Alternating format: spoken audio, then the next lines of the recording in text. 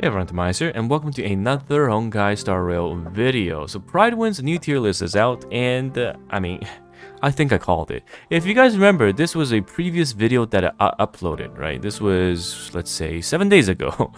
Alright, 7 days ago. And when I reviewed the Pride Wind updated tier list back then, they didn't put Dethroned in his own tier. Because right now he's sitting at S+ for the damage dealer in his own tier, pushing down Blade and Seele.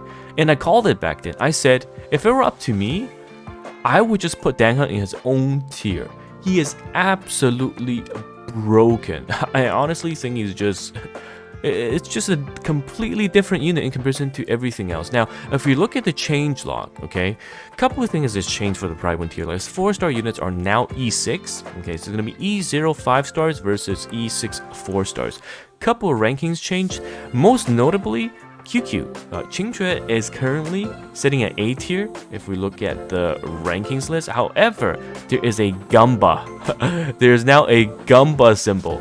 And what the Gumba Gremlin does, as we all know, is she is essentially the only unit that can span across S+, S tier, A tier, B tier, C tier, and even D tier if you are lucky, or depending on your luck rather. So everything else, man, as a Seele main, day one Seele main, and it's just, I have to be honest with myself, alright? I have an E6 S5 Seele, and it's a completely different experience in comparison to the E6 S5 Dethroned I got. So you can see, Seele has moved down, Blade has moved down, everyone has essentially moved down. Even our Jingyuan went from S in blast scenario to A.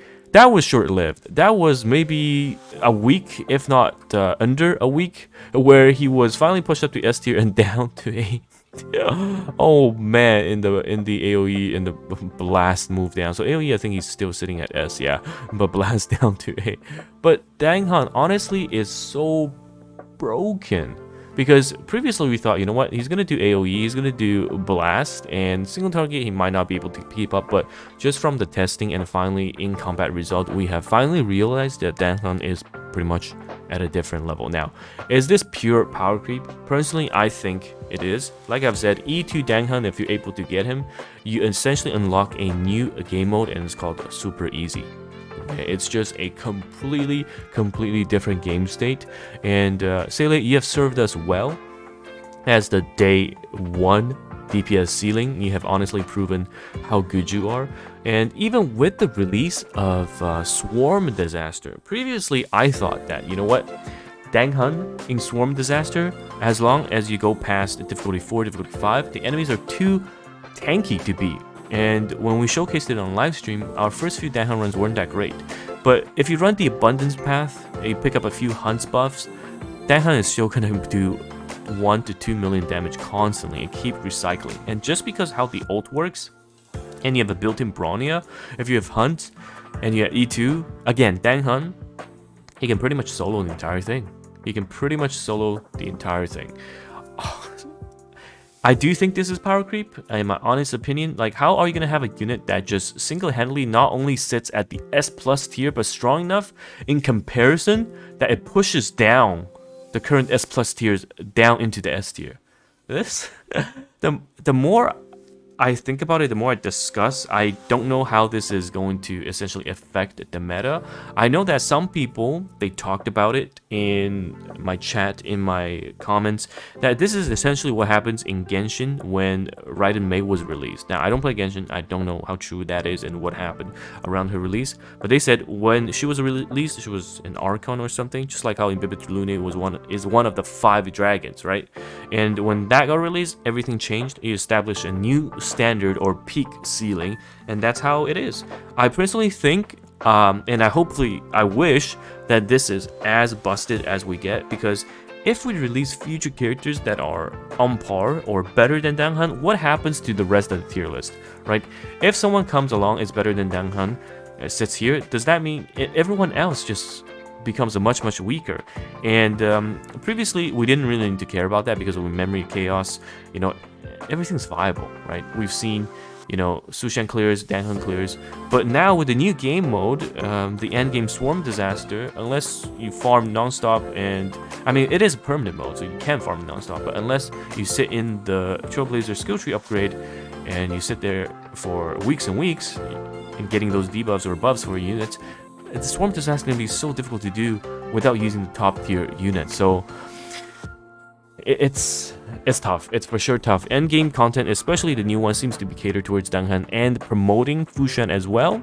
So I mean, I hope version 1.2 bring us Jinglu as well as Topaz. They are, you know what, I don't mind seeing them in the S tier, but if every new release character is just going to be S plus or more than that, that is just going to be a bit crazy, especially coming from Honkai Impact the Third. A few players have let me know that power creep there is a lot more in comparison to the other HoYoverse games.